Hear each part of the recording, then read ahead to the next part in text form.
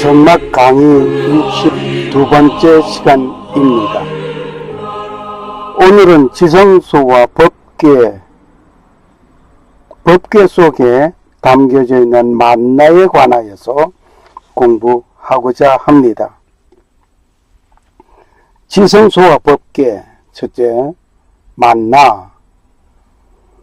지성소와 법궤 만나를 보면서 예수 그리스도를 발견하는 놀라운 일이 되기를 원합니다. 예수 그리스도는 사랑이십니다. 지성소 내에 법궤가 있습니다.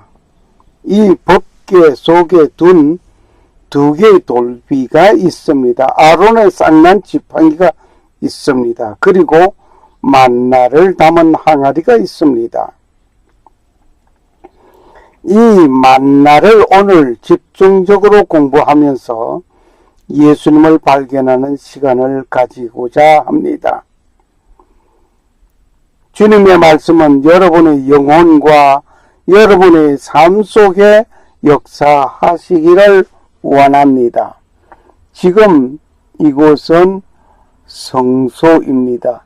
성소에는 7 등대가 있고 또 떡상이 있고 향단이 있습니다. 이 향단의 향은 이 등대 불을 끌 때에, 아침에 이제 불을 끄게 될 때 그때에 향을 피워 올립니다. 또 이 저녁에 등대 불을 켤 때에 향을 피워 올립니다. 그래서 향을 아침과 저녁에 각각 한 번씩 2번 피워 올리는 곳입니다. 오늘은 지성소 내라고 해서 지성소 내에 여기에 법궤가 있습니다. 언약궤라고도 하고 법궤입니다. 좀 특별히 따로 그림을 올려놨는데 이 법궤 속에 지팡이가 하나 있습니다. 그리고 만나를 담은 항아리가 있습니다. 2개의 돌비가 담겨져 있습니다. 오늘 본문을 읽겠습니다. 본문의 말씀은 출애굽기 16장 14절에서 18절입니다. 그 이슬이 마른 후에 광야 지면에 작고 둥글며 서리같이 세미한 것이 있는지라. 이스라엘 자손이 보고 그것이 무엇인지 알지 못하여 서로 이르되 이것이 무엇이냐 하니 모세가 그들에게 이르되 이는 여호와께서 너희에게 주어 먹게 하신 양식이라. 여호와께서 너희에게 주어서 먹게 하는 양식이라고 하였습니다. 여호와께서 이같이 말씀하시기를 너희 각 사람의 식량대로 그것을 거둘지니 곧 너희 인수대로 매명에 한 오멜씩 취하되 각 사람이 그 장막에 있는 자들을 위하여 취할지니라 하셨느니라. 매명 한 사람당 한 오멜씩 취하라고 했습니다. 인원이 2사람이라면 2사람이면 2오멜입니다. 한 사람이 한 오멜이기 때문에 2사람은 2오멜. 5사람이라면 5오멜이 되겠습니다. 이스라엘 자손이 이같이 하였더니 그 거둔 것이 많기도 하고 적기도 하나. 사람의 욕심이 있는지라 한 오멜씩 거두라고 했는데 사람당 한 오멜씩 거두라고 했는데 거두다 보니 더 거두었습니다. 더 많이 거두었습니다. 그러기도 하고 또 그러다 보니 또 부족하게 거둔 자도 있었다 말입니다. 오멜로 되어 본저 많이 거둔 자도 남음이 없고 적게 거둔 자도 부족함이 없이 각기 식양대로 거두었더라. 출애굽기 16장 14절에서 18절까지입니다. 참 묘하지요. 오멜로 되어보니까 많이 가져왔는데 남음이 없었고 또 좀 부족하게 거둔 것 같았는데 부족함이 없이 각양의 식양대로 거두게 되었다 말입니다. 성막을 통하여 예수 그리스도를 발견하는 오늘 여러분과 내가 됩시다. 이 성막에는 세 분류로 크게 나누어 볼 수 있겠습니다. 먼저 성막들을 보게 됩니다. 성막들에는 번제단과 물두멍이 있습니다. 그리고 또 하나는 성소가 있겠습니다. 성소는 10m, 5m의 넓이로서 여기에 떡상과 7등대와 향단이 있습니다. 그리고 지성소가 있습니다. 이 지성소에는 법궤가 있습니다. 이렇게 성막들, 성소, 지성소 이렇게 구분하여 놓게 됩니다. 성막 문을 열고 들어서면 성막문을 열고 들어서게 되면 성막들이 있게 되죠. 그림을 보는 바와 같이 뜰이 있게 됩니다. 성막문은 예수 그리스도를 상징한다고 공부하였습니다. 양의 문이라고 말씀을 드렸습니다. 이 문을 열고 들어서면 번제단이 있습니다. 이 번제단이 있는데 이 제사장이 성소에 들어가기 전에 손발, 수족을 씻는 물두멍도 있습니다. 성막에는 큼직한 천막 하나가 있는데 이것은 성소와 지성소가 한 천막 안에 휘장 하나를 사이에 놓고 있게 됩니다. 오늘 이것을 보면서 성소와 지성소, 성막,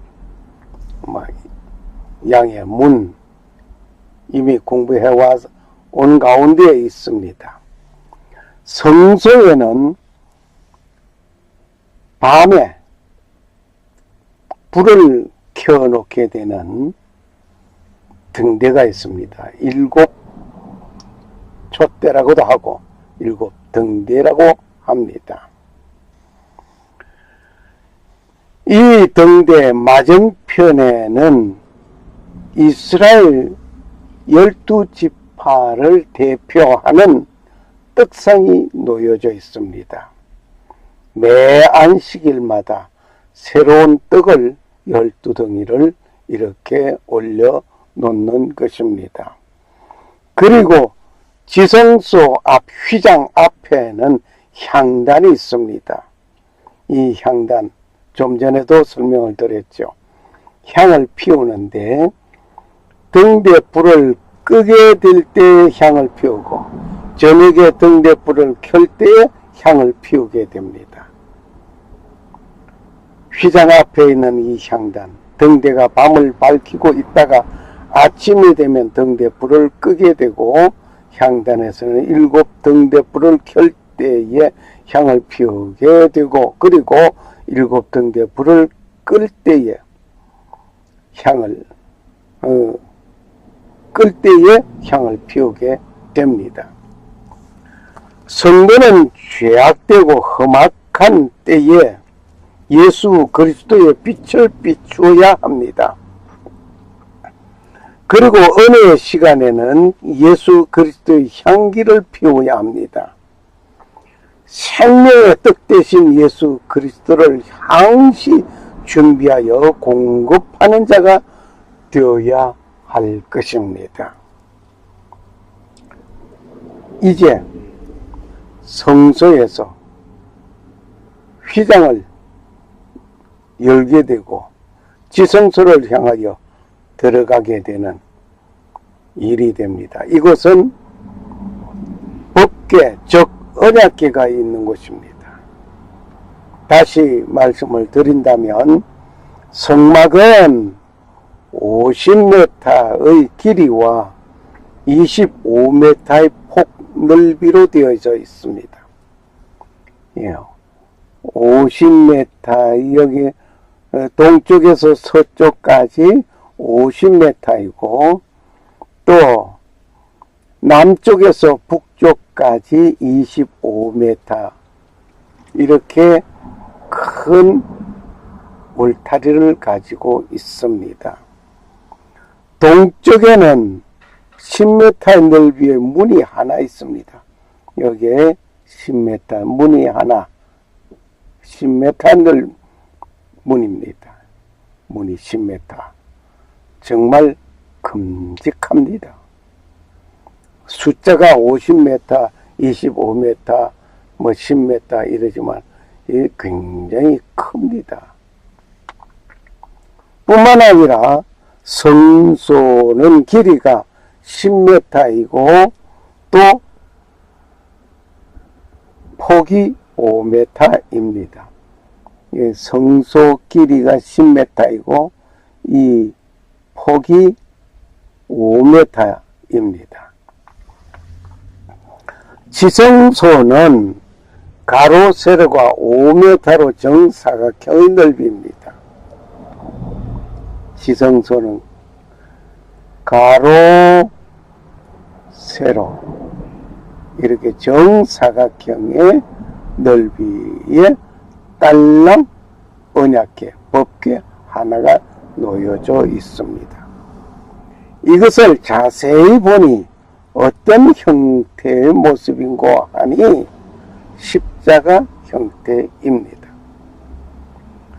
자, 성막문을 열고 들어가면 번제단이 있고 또 물두멍이 있고 그리고 성소를 향해 들어갑니다.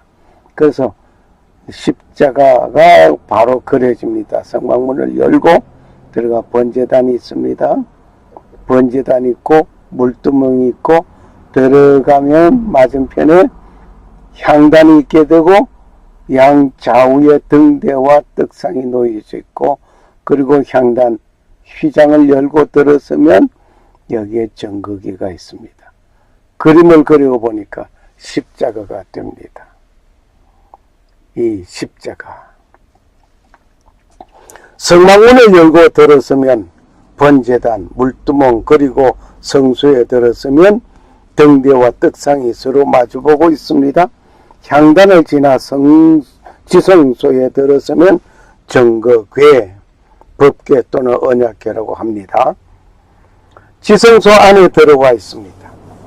지성소와 성막 옆에는 본 사진, 여러분과 함께 보고 있는 이 사진입니다. 지성소는 사방 5m로 정사각형의 넓이입니다. 오늘 이 모습을 보면서 예수님께서 십자가에서 죽임을 당할 것이다. 양팔이 벌려질 것이다.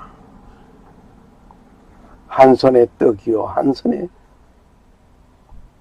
빛 대신 예수 그리스도 등대. 우리는 여기서 의미심장하게 한번 그려보는 그림이었습니다. 오늘 우리는 지성소 안에 휘장을 열고 들어온 겁니다.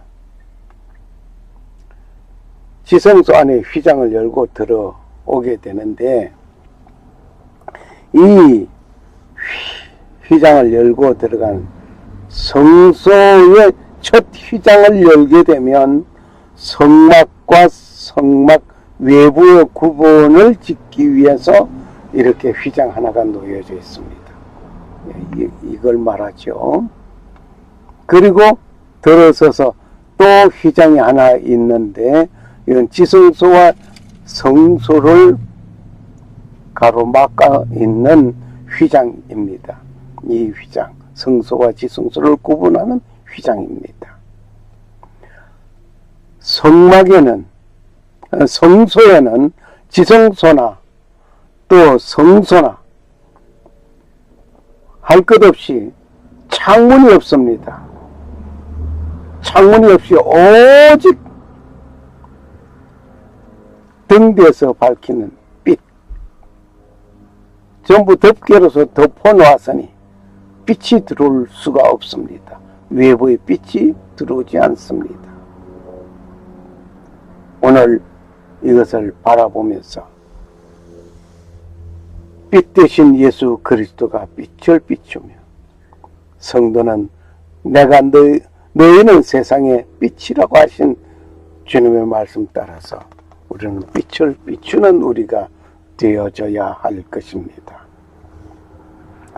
이 성소에서 휘장은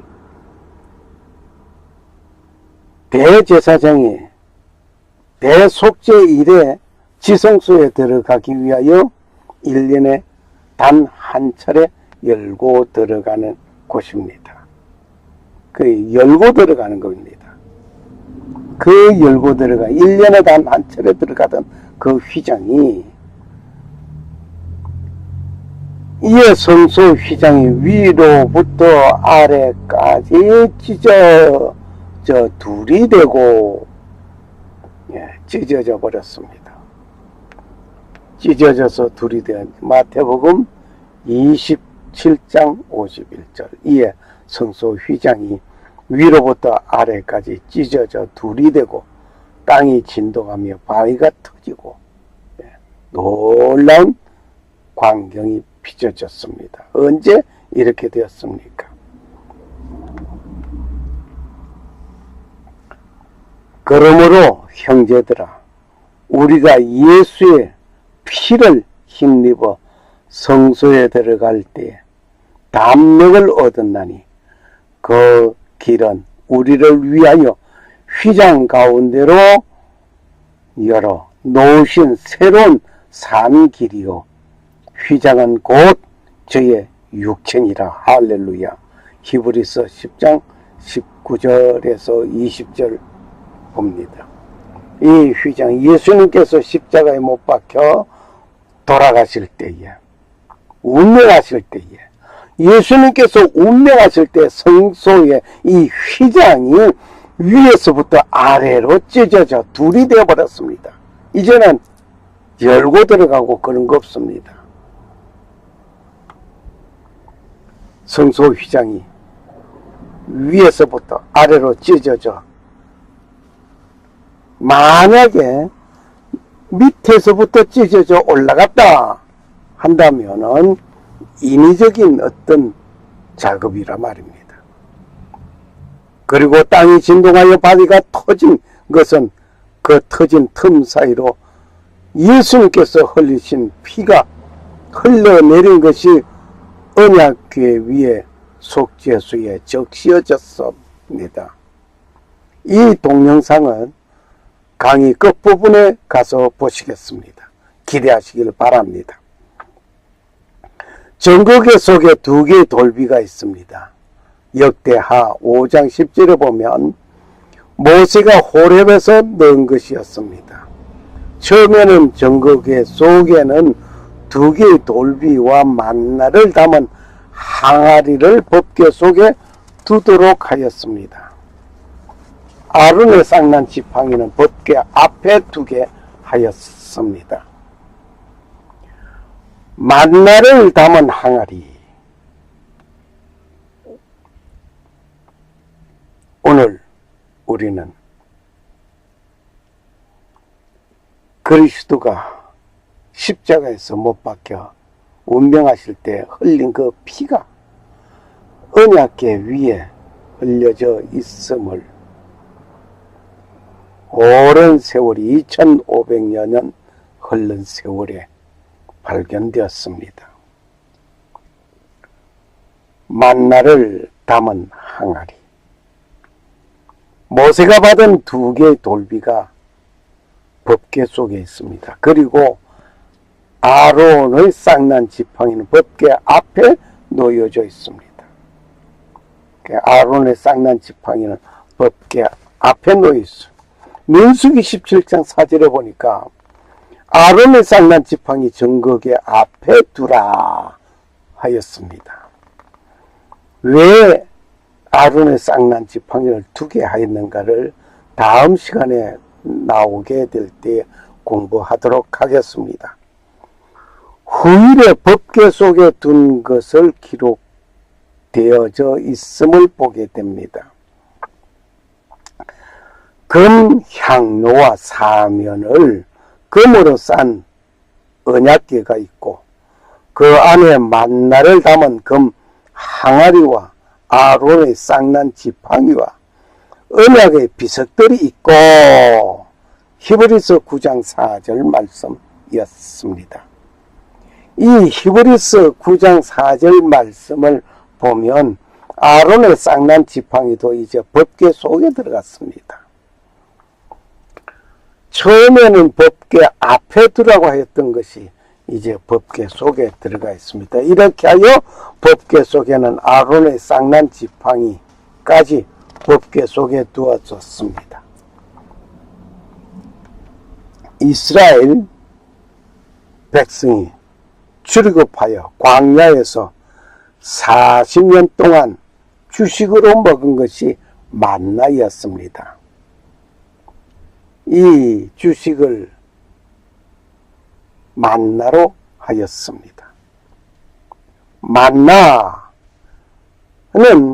사막에서 거주하던 특별하게 이스라엘 민족들에게 내린 식량이었습니다. 하나님이 주신 음식이었습니다. 출애굽기 16장 따르면 이스라엘 백성들은 이집트를 떠난 지 2달 보름 만에 신광야에 다다랐는데 식량이 모두 떨어졌습니다. 당연히 백성들은 지도자에게 모세에게 먹을 것이 없음을 항의한 것은 두말할 것 없습니다. 모세는 식량 문제를 해결해 주지 못하였습니다. 야훼 하나님께서 하늘에서 양식을 비같이 내리셨던 것입니다. 백성이 나가서 일용할 것을 날마다 거둔 것이었습니다. 아침마다 작고 둥글고 서리 같은 것이 땅에 있었는데 꿀썩한 과자처럼 맛있었더라.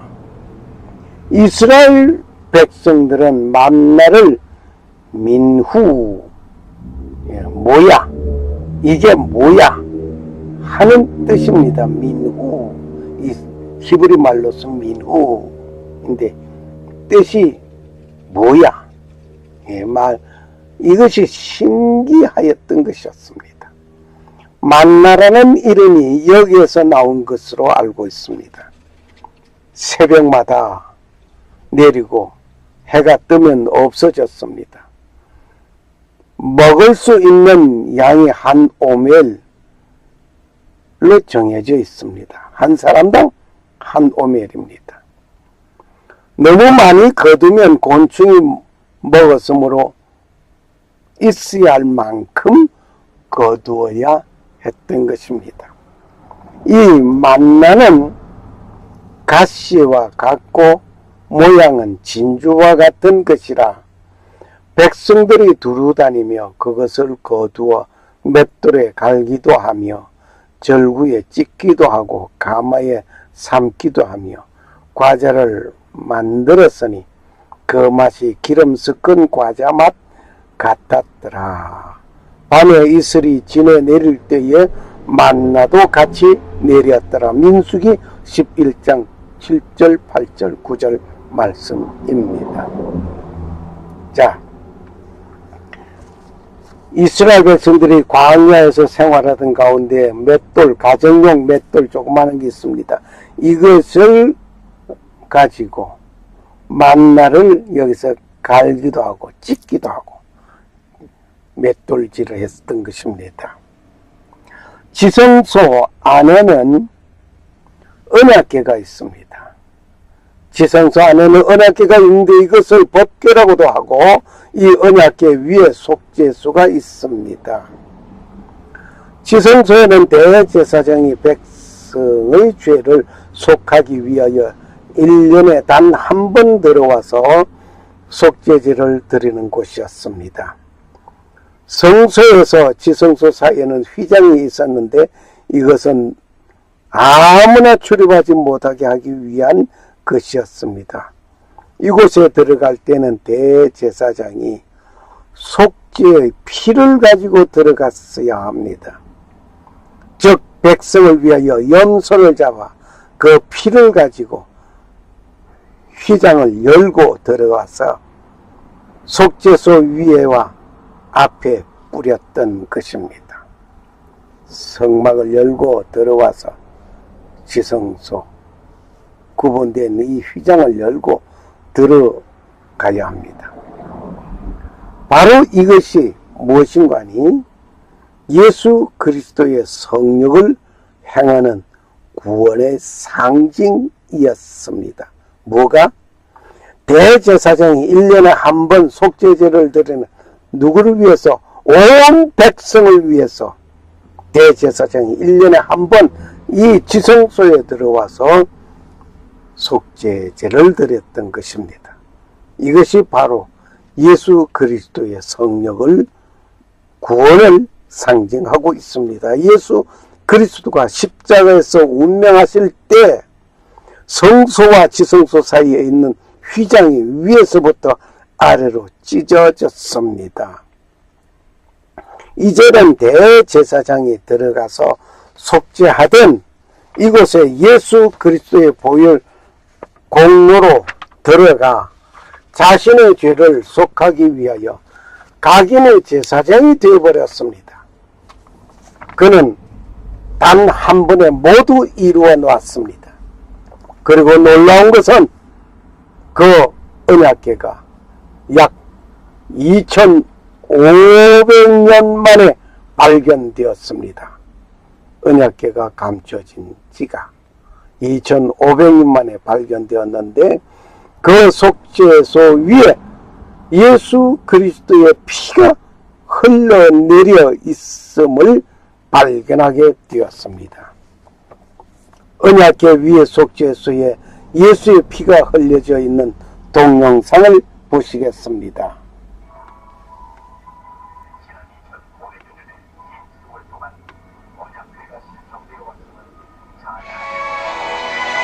지난 2500여 년의 긴 세월 동안 언약궤가 실종되어 왔음은 잘 알려진 사실이며 그동안 그 행방에 대해 여러 가설들과 추측들이 난무하는 가운데 언약궤를 찾으려는 수많은 시도들이 있었습니다.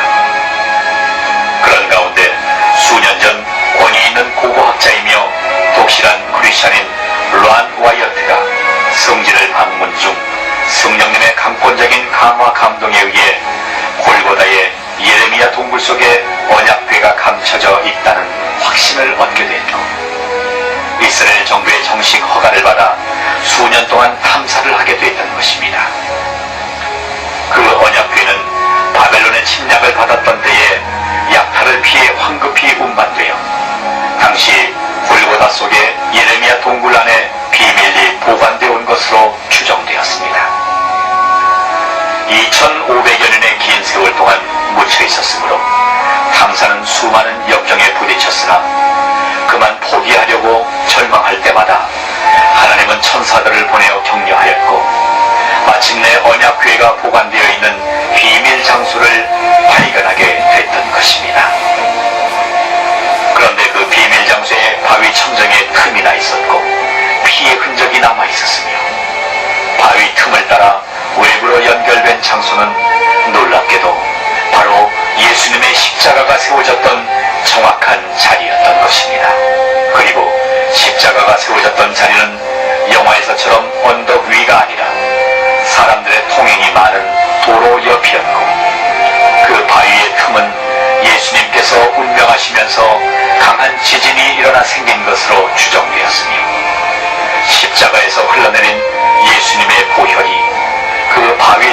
스며내려 비밀 장소에 보관돼 있던 언약궤의 속죄자에 뿌려지게 됐다는 것입니다.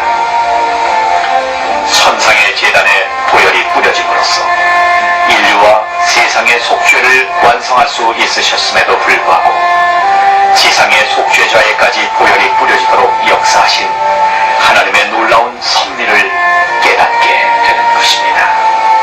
더욱 놀라운 사실은 그 바위 틈에서 채취한 혈흔에 수분을 가하여 정밀 분석한 결과 혈액이 아직도 살아있음을 발견한 것이며, 특히 부친으로부터 유전되는 염색체는 발견할 수 없었고 모친이 동정녀일 때만 나타나는 염색체임을 확인하게 됐던 것입니다. 이스라엘 정부가 이 사실을 철저히 은폐하고 있어 공개적인 검증은 아직 거치지 못하고 있지만 가까운 장래에 진실이 밝혀질 것으로 판단되고 있습니다. Good evening, Ron. Thank you very much for all three. The seminar was wonderful, thank you.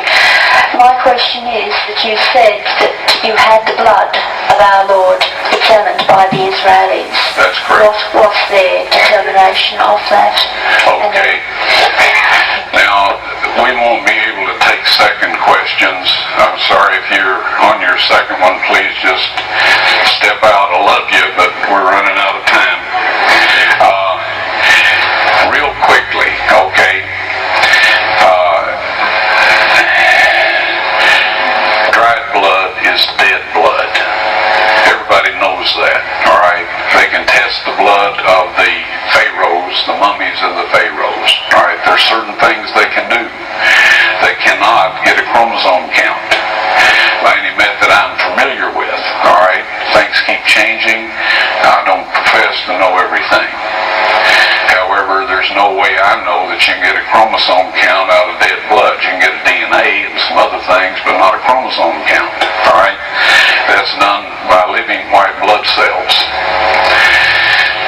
Now then, first of all, in this analysis, I took the blood into a laboratory in Israel. I asked one of the people I work with in antiquities, where is a good laboratory that does reliable work? And they said, such and such, such and such. I took it. I just said, please examine this blood and tell me what you can tell me about it. All right? They said, well, look, we're going to reconstitute it. We're going to put it in normal saline and keep it at body temperature for 72 hours with gentle swirling. All right? That's their business. That's great. I said, now I want to be there when you check it out. They said, fine. So I was back. They checked it out. I said, now, they said it's human blood. We can tell that. They did whatever tests they need to do.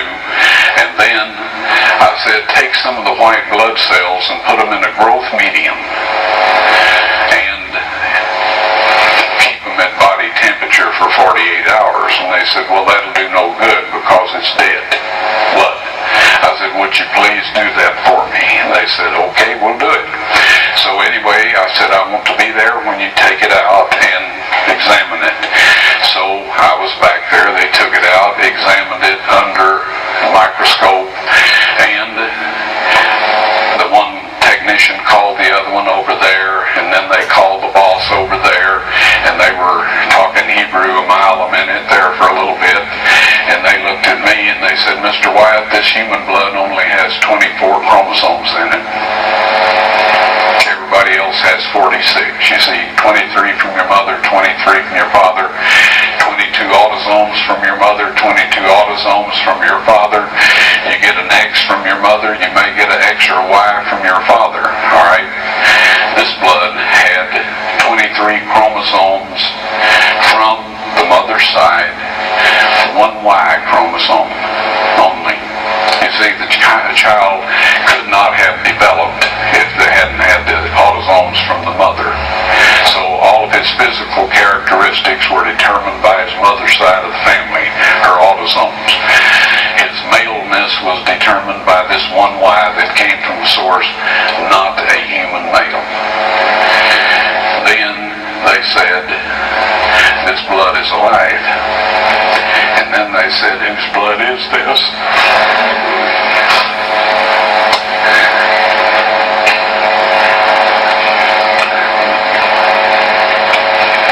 I said, it's the blood of your Messiah.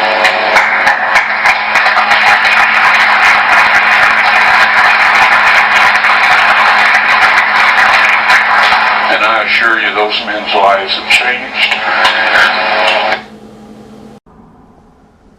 만나를 보면서 예수님을 찾아봅시다. 기록된 바 하늘에서 저희에게 떡을 주어 먹게 하였다 함과 같이 우리 조상들은 광야에서 만나를 먹었나이다. 예수께서 이르시되 내가 진실로 진실로 너에게 이르노니 하늘에서 내린 떡은 모세가 준 것이 아니라 오직 내 아버지가 하늘에서 내린 참떡을 너에게 주셨나니. 모세가 준 것 같았지만 하나님이 허락해 주신 것입니다. 하나님의 떡은 하늘에서 내린 세상에게 생명을 주는 것이었습니다. 이 만나는 이스라엘 백성들이 40년 동안 광야에서 주식으로 먹게 된 양식이었습니다. 하늘에서 준 떡이었습니다. 하늘에서 준 빵이었습니다. 농사 짓지 아니하고 얻어진 것이었습니다. 수고하지 않고 얻어진 것이었습니다. 저희가 가로되 주여 이 떡을 항상 우리에게 주소서. 누가 이런 말을 하고 있을까요? 사마리아 여인이 내가 생명의 떡이다. 생명수가. 이런 말씀을 나눌 때에 이 떡을 항상 우리에게 주어서 우리가 다시 배고프지 않고 항상 이 떡을 먹고 살아갈 수 있도록 해달라고 하는 부탁이었지요. 예수께서 가라사대 내가 곧 생명의 떡이니 내게 오는 자는 결코 줄이지 아니할 터이요 나를 믿는 자는 영원히 목마르지 아니하리라. 그러나 내가 너희들에게 이르기를 너희는 나를 보고도 믿지 못하는도다 하였느니라. 아니 보고도 믿지 못하는 믿음 답답하지요. 예수님 얼마나 답답하셨을까. 그렇게 말씀을 많이 하시고 가르치고 했지만은 보고도 못 믿는 사람 정말 예수님은 속 터지겠습니다.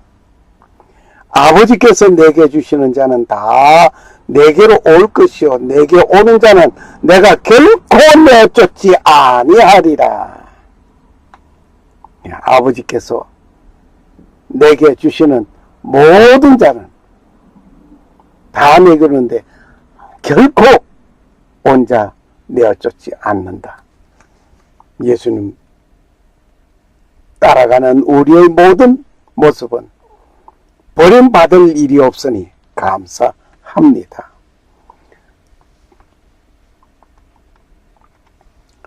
성막을 통하여 예수 그리스도를 발견합시다. 내가 하늘로서 내려온 것은 내 뜻을 행하려 함이 아니요 나를 보내신 이의 뜻을 행하려 함이니라.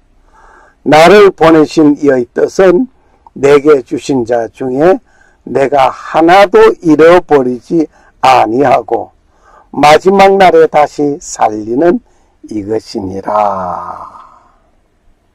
마지막 날의 최후에 다시 살리는, 다시 사는 삶이 됩니다.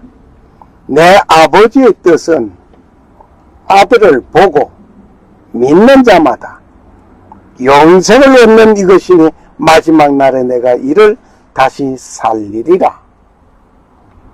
아버지의 뜻이 뭡니까?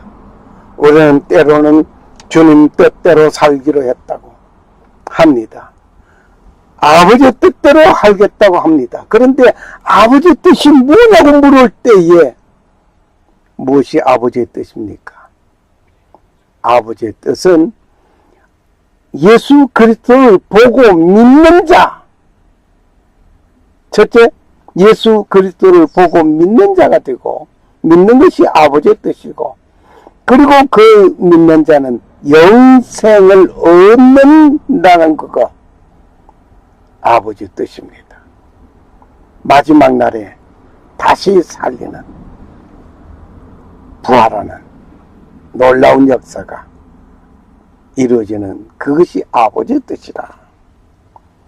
자기가 하늘로서 내려온 떡이라 하므로 유대인들이 예수께 대하여 수군거려. 내가 하늘로서 내려온 떡이라고 함으로 인해서 유대인들은 예수님에 대하여 수군거리기 시작했습니다. 그러든 말든 내가 곧 생명의 떡이라 라고 예수님께서 확고하게 말씀하십니다.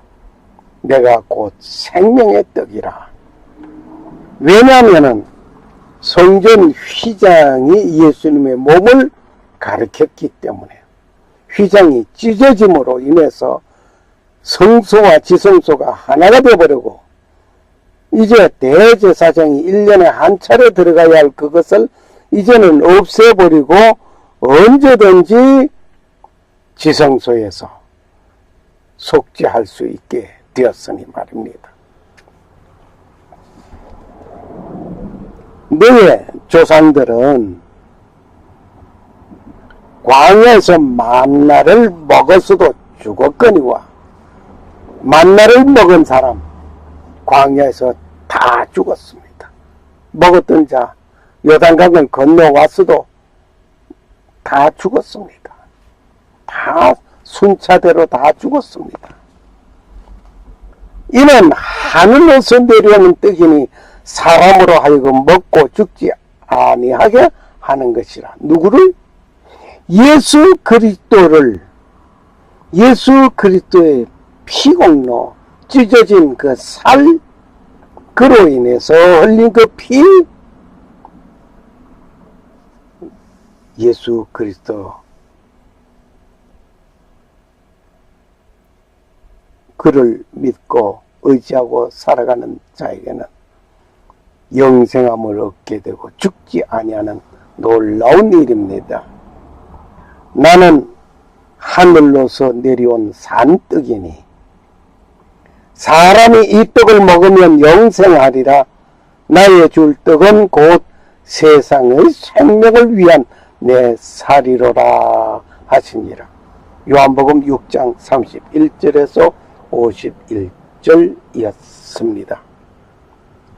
오늘 예수 그리스도의 살과 피를 언제 먹고 마십니까?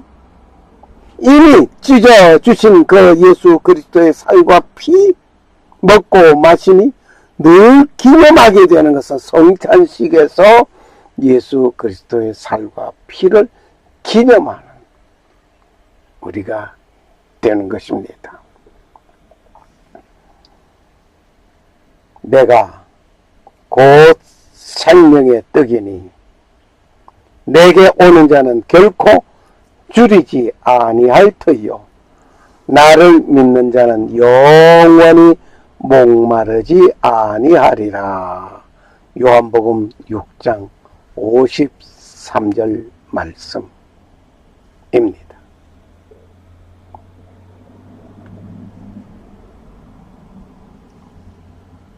샬롬.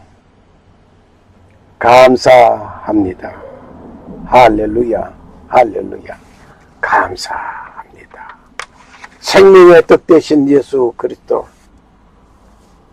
그분을 모시고 그분을 믿고 영원히 죽지 않은 삶을 사는 만나를 먹어서 죽었지만 예수 그리스도의 살과 피를 기념하면서 늘 그분을 믿고 의지하여 살아가는 영원한 하나님의 백성 되기를 축원합니다. 감사합니다.